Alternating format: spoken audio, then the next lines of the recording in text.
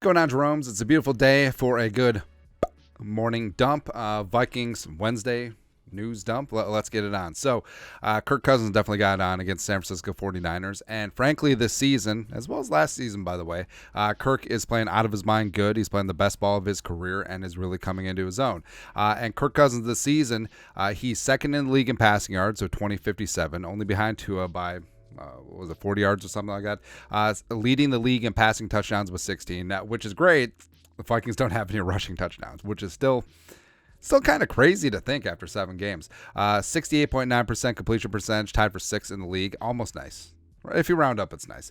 An 81.7 PFF passing grade, which is 6th in the league, and a 101.7 quarterback rating, 4th in the league. And like we tweeted, I'm not saying that Kirk Cousins is an elite quarterback, although he kind of is, but he is certainly playing like one right now, and even the haters and the losers have to give Kirko respect. And also, the way that he's operating the last 2 games without Justin Jefferson, I mean, the Bears game was whatever, but what he did, again, Monday night against the best defense in football, or at least one of the best, minimum, pretty damn amazing.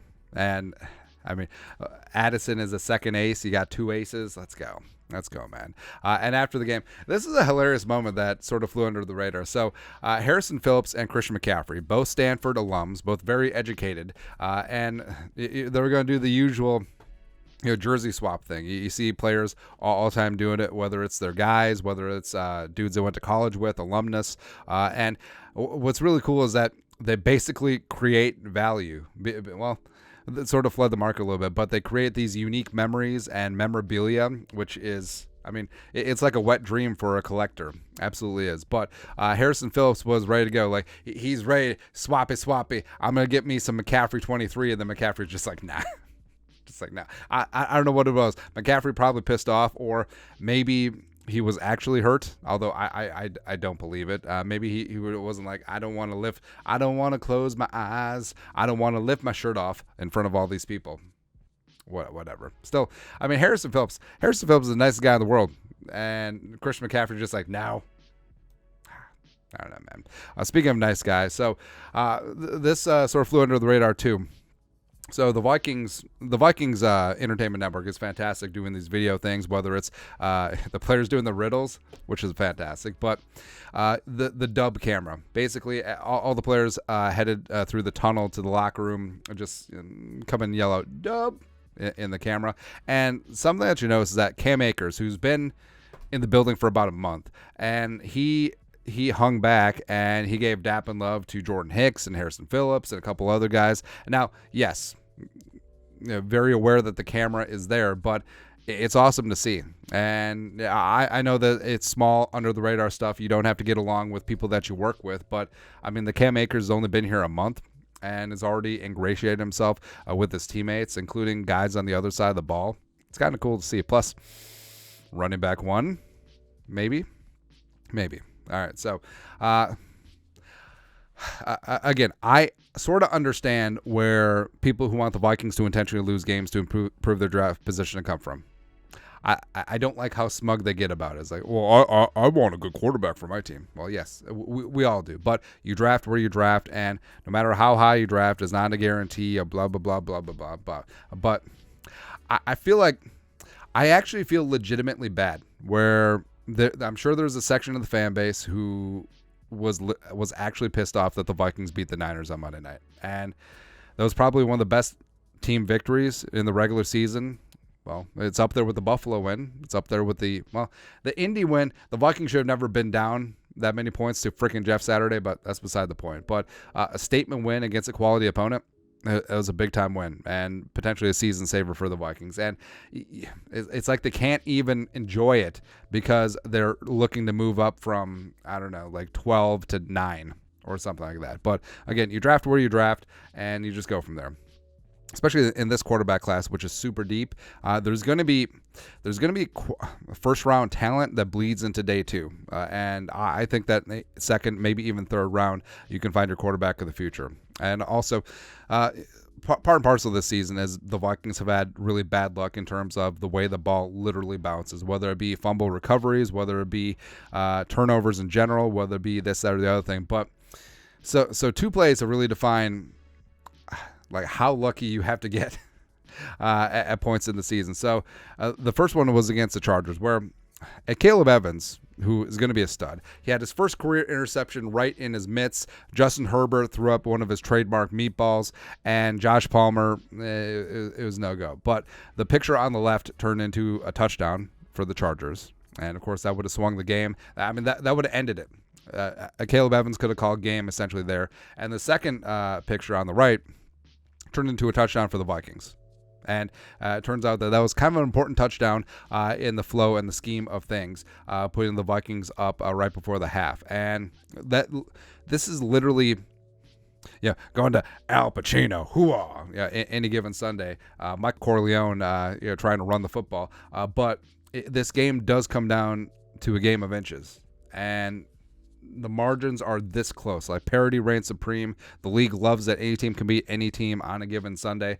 And this is literally the way the ball bounces sometimes. I mean, you could easily find a way that, hey, Evans picks that off and the Vikings win. You could say that Ward picks off this one against Addison, wrestles it away for a second, wrestled away interception, and the Niners win pretty easily. But it didn't, and they went the other way both games. And the Vikings are also this close to winning both these games. That's crazy, man.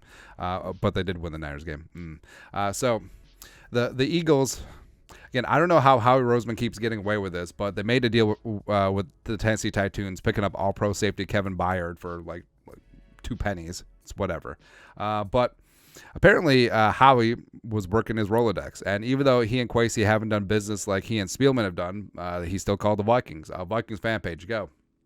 Before acquiring Kevin Byard, the Eagles reportedly inquired with the Vikings on safety Harrison Smith. Doogie reported on Score North. Obviously, nothing transpired, and after yesterday's win over the Niners, it looks like Minnesota may be buyers at the trade deadline, which they should be. Yes, but I mean, if things had gone tees up, or the Vikings had lost against the Bears, maybe they would have traded Harrison. Where I do think this is Harrison's last year in purple, absent a complete redux of his contract, but I don't think Kwesi could have done it. Like, if Kwesi would have traded Harrison Smith to the filthy Philadelphia Eagles, there would have been riots. There would have been legitimate riots amongst the fans. And also, Harrison wouldn't have gone. Maybe he would have just retired. He's like, no, F you, F this, F everyone. Because he obviously hates the Eagles, too, because of 38-7. Cost him a chance to play in a home Super Bowl, but I digress there. Something that's awesome. So this is from the awesome and talented Janae Johnson photo. Danielle Hunter. So Danielle Hunter and Kendricks, very much into cars. Respect it. I'm not really a car person. Like, I drive a Toyota, and we have a truck, and we have an SUV. And they're all like Hondas. Like, they're completely like milquetoast, run-of-the-mill stuff. But Danielle Hunter absolutely loves him some cars, loves him some F1, loves him some everything. And I don't know what the hell this is. BAC, which blood alcohol content. It's kind of a bad name for a car. Anyways, but this thing looks like the freaking Batmobile, and it's awesome. Plus, I love that Danielle is rolling into what looks to be the employee parking lot. So I love the Chrysler Pacifica in the back, as well as the 2010 Honda Pilot in maroon in the back. So he's driving by like the regular employees or like the staff in the freaking Batmobile. Like, this legitimately looks like Michael Keaton Batman Returns Batmobile. It's great, man. It's great. But also worth it. And also keep Danielle Hunter. Actually, have we ever seen Danielle Hunter and Batman in the same place at the same time? Makes you think. Also makes you think is the analytics. So PFF is loving the Vikings. Now, you got to take everything with a grain of salt, because PFF, remember how bad the Vikings defense was last year under Donachelle? PFF had that as the 4th best defense in the league. But Vikings Insider, our boy, go. Through 7 weeks, the Vikings are 8th highest graded team in the league. They rank 1st in run blocking, 3rd in pass blocking, so the Vikings offensive line is getting after it. 4th in overall offense, 5th in passing offense, 10th in coverage, 11th in run defense, 17th in overall defense, 30th in rushing, 31st in pass rush. So what's amazing is that the Vikings pass rush has been relatively inefficient. Even though they're blitzing all the time and Danielle Hunter has 9 sacks, they're not really winning anywhere else, especially along the defensive line, which is something they need to fix. Also need to fix is 30th in rushing. So it's amazing that the Vikings offensive line and Oliver and Hockenson and CJ Ham are doing their job in terms of run blocking, but they're just so inefficient running the football. It's just, and it's crazy. Absolutely bat-bleep crazy. And lastly, I dislike Joe Buck. Like, I think that he's a good announcer. I think that he's good when he does baseball, but football, never really had the time of day. He's smug. He talks down to Vikings fans. He clearly has biases. He clearly was in the pocket at Aaron Rodgers and all that stuff. And basically every announcer hates your team, right? So that's part and parcel. And of course, Buck was on the call when that was a disgusting act by Randy Moss. By the way, did you know that Collinsworth was the color guy on that? He shoots the moon to the backers fan. I love Collinsworth, man. But Joe Buck was on a lot of Vikings fans' poop list for a long time. And then Buck had the Minneapolis Miracle call, although I prefer Paul Allen's radio call. It is what it is. So we come to like a stalemate, like a truce, a peace a little bit. But then Joe Buck was on Monday Night Football, of course, on the call. And it was just like whatever. Now, long story longer, Joe Buck basically inferred that Kevin O'Connell instructed TJ Hockenson to fake an injury to stop the clock. He did that, which is just so accusatory, and it's so moronic. And Kevin O'Connell had to come out and just deny it. Right, so this is from Pro Football Talk. In the second quarter of Monday night, Vikings coach Kevin O'Connell was shown on ESPN telling tight end TJ Hockenson to go down, leading Joe Buck to suggest on the broadcast that O'Connell wanted Hockenson to fake an injury to stop the clock. O'Connell says that wasn't the case. Hockenson was genuinely hurt. Blah, blah, blah, blah, blah, blah. So basically that's what it is, right? And yeah, O'Connell was on the broadcast saying TJ go down, but Hockenson was literally having that calf or lower foot injury. And what's amazing is that Joe Buck is so stupid that, so it'd be one thing if the Vikings were in 2-minute drill, or they're trying to make a drive happen. They didn't have any timeouts. They need to stop the clock, and they're going to go for the 10-second runoff. That sort of deal, right? Since if they didn't have timeouts, that's how they would roll. But the fact that it was in the second quarter, there was 9 minutes and 5 seconds left.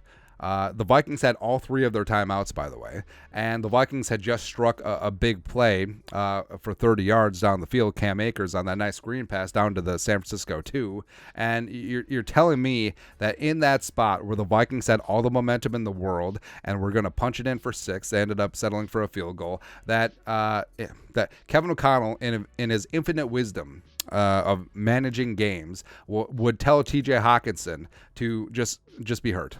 When TJ Hockenson was clearly limping around, he was on the ground. He tried to get up. He was just whatever. And obviously, the refs would have stopped at injury timeout like they did, and also killed the Vikings' momentum, frankly. And maybe that's why they settled for the field goal from the 2. But Joe Buck, again, in his infinite wisdom, is saying like, hey, Kevin O'Connell is telling TJ Hockenson to fake an injury so that they can have a timeout. It's so stupid. It's so stupid. Again, 9 minutes left in the second quarter. This is not the end of half. This is not end of game. The Vikings had all 3 of their freaking timeouts. What would Kevin O'Connell have to gain? But yet, Joe Buck saying like, oh, this is gamesmanship. Oh, this is it's so freaking stupid, man. So idiotic. And again, people say, like, why do you rally against the national media jabroni haircuts? Because, Joe Buck saying that, and then probably Tom, Dick, and Harry, Joe Sixpack watching the game, probably like, yeah, Kevin O'Connell is cheating. That's so stupid. Anyways, but that's it. Vikings news dump for a Wednesday. I don't know why I dislike Joe Buck so much. Anyways, Skull production value.